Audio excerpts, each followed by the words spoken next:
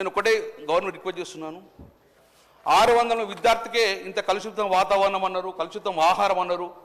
మరి young India దాంట్లో 2500 మందిని మేనేజ్ చేయగలుగుతారా ఒకటే స్టాఫ్ తోటి? మరి స్టాఫ్ను పెంచుతారా? మరి యంగ్ ఇండియా సొసైటీ తీసుకొస్తే ఈ గురుకులాలు ఉంటాయా? గురుకులాలు ఉండగా తీసేస్తారా? ప్రభుత్వ క్లారిటీ ఇవ్వాలి ప్రజలకు. గురుకులాలు అన్నీ తీసేసి యంగ్ ఇండియా సొసైటీని తీసేస్తే పెడతారా? అది విధంగా ప్రభుత్వం ఆన్సర్ చేయాలని చెప్పి మేము దయచేసి యంగ్ ఇండియాని పెట్టుకొని మీ స్కిల్స్, కానీ గురుకులాలు మాత్రం ఎట్టిపోవడంగా ఆపద్దని చెప్పేసి నేను మీరు రిక్వెస్ట్ చేస్తున్నాను. అధ్యక్ష, జగిత్యాల్లో ఒక సోషల్ వెల్ఫేర్ అధ్యక్ష డిగ్రీ కాలేజ్ బ్రహ్మాండంగా నడిచింది. ఎందుకో ఈ ఇయర్ అడ్మిషన్ తీసుకోలే. అధ్యక్ష, జగిత్యాల జిల్లాలో ఉన్న సోషల్ వెల్ఫేర్ డిగ్రీ కాలేజీలో ఈ సంవత్సరం ఎందుకు అడ్మిషన్ కాల్ఫర్ చేయలేదు? ఒక బిడ్డ కూడా అందులో ఎందుకోసం అడ్మిషన్ ఇవ్వలేదు?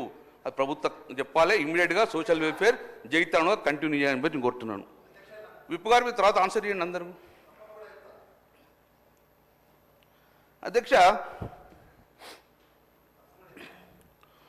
జనరల్గా సెకండ్ సాటర్డే అధ్యక్ష పిల్లలందరినీ పిలిచి ఏమైనా ప్రాబ్లమ్స్ ఉన్నాయా అని పేరెంట్స్ కమిటీ పిలుస్తారు అధ్యక్ష. కొత్తగా ఇప్పుడు ఏం చేశారంటే పేరెంట్స్ రావద్దు, ఒక తల్లులే రావాలి, తండ్రులు రావద్దు. ఏం తండ్రులు పాపం చేసింది అధ్యక్ష? ఈసారి ప్రతి సమావేశానికి యాజ్ ఈజ్గా కంటిన్యూగా తల్లిదండ్రులంగా ఈరోజు పేరెంట్స్ కమిటీ మీటింగ్ పిల్లలతో తీసుకోండి, బాధలని చెప్పుకోవడానికి కూడా అవకాశం ఉందని చెప్పి మీ ద్వారా నేను ప్రభుత్వం డిమాండ్ చేస్తుంది అధ్యక్ష. అధ్యక్ష,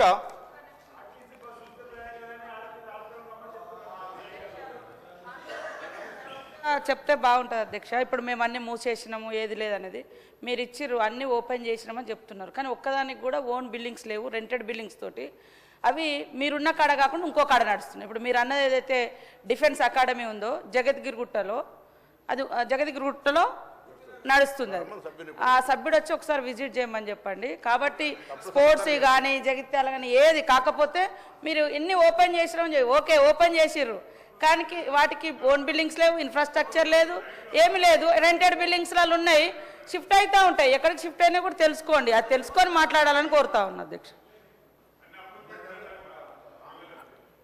అధ్యక్ష, నేను మీ ద్వారా ప్రభుత్వం రిక్వెస్ట్ చేస్తున్నాను. నిజంగానే కంటిన్యూ చేసే దోషం.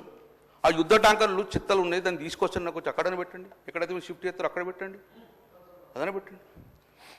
అధ్యక్ష, మా ప్రభుత్వం అంటే ఏ ప్రభుత్వమే అధ్యక్ష.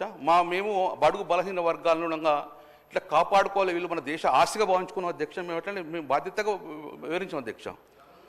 అధ్యక్ష, నడుకొడి I mentioning names madam, Kodad దగ్గర ఒక కీర్తన అనే అమ్మాయి అధ్యక్ష. ఆ కీర్తన అనే అమ్మాయి సోషల్ వెల్ఫేర్ చదువుతుంది. ఆమెకు స్కూల్లో ఏదో షార్ట్ సర్క్యూట్ అయితే 2 చేతులు బర్నేనే అధ్యక్ష, 2 చేతులు బర్నేనే. మేము గవర్నమెంట్ స్కూల్కి పంపని చెప్పి ఆర్డర్ చేయలే.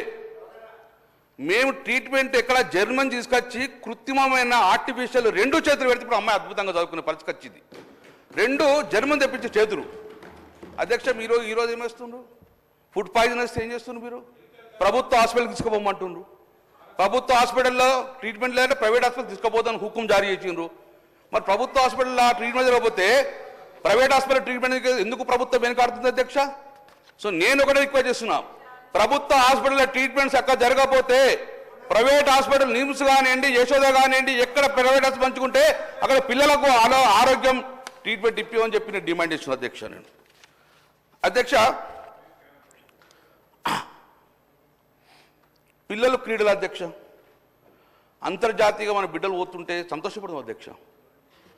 అంతర్జాతీయ క్రీడలలో అద్భుతంగా రాణించిన అధ్యక్ష. అగసారి నందిని ఒక బీసీ బిడ్డ అధ్యక్ష. ఆమె ఏషియన్ క్రీడలలో కాంస్య పథకాన్ని తీసుకొచ్చిన అధ్యక్ష. కాంస్య పథకాన్ని చాలా సంతోషం, అద్భుతం, గురుకుల బిడ్డ. ఆమెను ఈరోజు పట్టించుకున్న పరిస్థితి లేదు ప్రభుత్వం. అలాగే మీరు నిఖిత జరిగిన వచ్చిండ్రు, రైట్, సన్మానం చేసిండ్రు, ₹1 ఇచ్చిండ్రు, 500 గజాల భూమి ఇచ్చిండ్రు, చాలా సంతోషం. ఆమె కూడా ఏషియాలో కాంస్య పథకం వచ్చింది. సిరాజ్కి ఇచ్చిండ్రు, చాలా సంతోషం. మా బీసీ బిడ్డకు ₹1 ఇచ్చి 500 గజాలు ఎందుకు ఇవ్వరు అని చెప్పి నేను అడుగుతున్నా అధ్యక్ష. మా బీసీ బిడ్డ కూడా అగసారికి నందిన కాంస్య పథకం ఏషియాలో వచ్చింది కాబట్టి ఆమెకు కూడా ₹1 నజరానా ఇచ్చి 500 గజాలు ఇవ్వని చెప్పేసి మా బీసీ బిడ్డ కూడా న్యాయం చేయమని చెప్పి మీ ద్వారా మేము చెబుతాం. అధ్యక్ష, ఇది మా ఎడ్యుకేషన్ పరంగా అధ్యక్ష. మా అనారోగ్యం, మా బిడ్డలందరూ అనారోగ్యం. చదువు చెప్పిన అధ్యక్ష మాకు ఇబ్బంది లేదు, కానీ మా బిడ్డల యొక్క ఆరోగ్యం కూడా ముఖ్యంగా అధ్యక్ష. చదువు రాకపోతే ఈ కాలేజీ ఇంకో కాలేజీకో చదువుకుంటాం, కానీ ప్రాణం పోతే తల్లిదండ్రులు ఇప్పుడు రోజు భయపడే పరిస్థితి వచ్చింది. బిడ్డలు సుమారు 2 లక్షల మంది డ్రాప్అవుట్ అయ్యే పరిస్థితి వచ్చింది ఈ ఇయర్లో. ఎందుకోసం భయపడుతుంది అధ్యక్ష? ప్రభుత్వం ఒక నమ్మకం కలిగాలి. గురుకులాల్లో రండి, మీ బిడ్డలు మీరు చదివిస్తామని చెప్పేసి ఒక నమ్మకం కలిగించేందుకు ఈ సభ ఉండాలి అని చెప్పేసి రిక్వెస్ట్ చేస్తుంది అధ్యక్ష.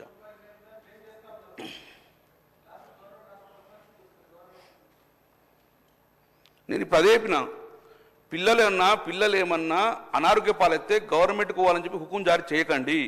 ఎక్కడ ట్రీట్మెంట్ అయితే అక్కడ ట్రీట్మెంట్ పంపు అని చెప్పి నేను కోరుతున్నాను. అది కూడా వద్దా?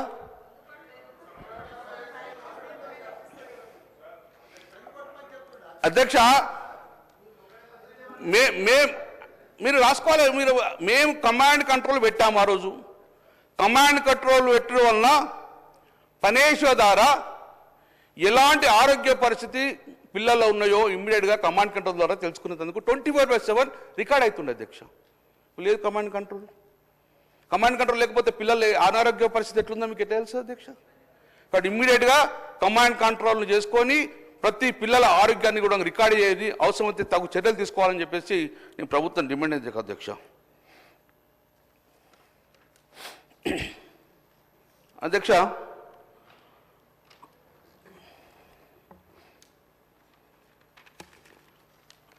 కొమరం భీం జిల్లా అధ్యక్ష, కొమరం జిల్లా వాంకిడిలో 60 మందికి అస్వస్థ అయింది అధ్యక్ష.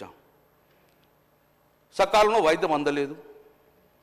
ఆశీర్వాద్ ఆసుపత్రి తీసుకెళ్లారు గిరిజన బిడ్డను. శైలజ అనే అమ్మాయి 25 రోజులు వెంటిలేటర్ మీద కొట్టుమిట్టాడుతుంది అధ్యక్ష. ఆ అమ్మాయి చనిపోయింది. చనిపోయినందుకు ఇంతవరకు ఆ అమ్మాయి ఎలా చనిపోయిందని ఏమన్నా దర్యాప్తు జరిపింది అధ్యక్ష? ఒకళ్ళు స్టేట్మెంట్ ఏమి ఇచ్చింది అధ్యక్ష అంట, లేచి తిని చనిపోయిందట, చేగోడు తిని చనిపోయిందట. చెప్పుడు కాదు, హైకోర్టుకు సబ్మిట్ చేసిండ్రు. ఎట్లా చనిపోయిందంటే లేచి అధ్యక్ష. లేచి రోజు ఎవరు తిట్టలేదు అధ్యక్ష. పోనీ లేచి మీద దర్యాప్తు చేసిండ్రా? 60 మంది 50 మంది కలుషితమైన ఆహారం తిన్నందుకు దేవుల మీద చర్య చేసింది అధ్యక్ష.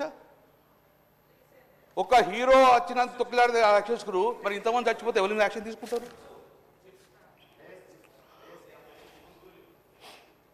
అధ్యక్ష? శైలజ అనే మన బిడ్డ చనిపోయింది, బాధాకరం. ఆ కుటుంబానికి ఏమైనా ఎక్స్గ్రేషన్ ప్రకటించిండ్రా? ఇవ్వకపోతే వెంటనే చనిపోయిన కుటుంబాలను ఆదుకోవాలి, దర్యాప్తు చేయాలి. ఎవరైతే నెగ్లెన్స్నారో ఆ బిడ్డల చావు కారకుండో డెఫినెట్గా మీరు కేసు క్రిమినల్ ఫైల్ బుక్ చేయాలని చెప్పి నేను కోరుతున్నా అధ్యక్ష. రిపీట్ కావద్దని చెప్పి నేను కోరుతున్నా అధ్యక్ష.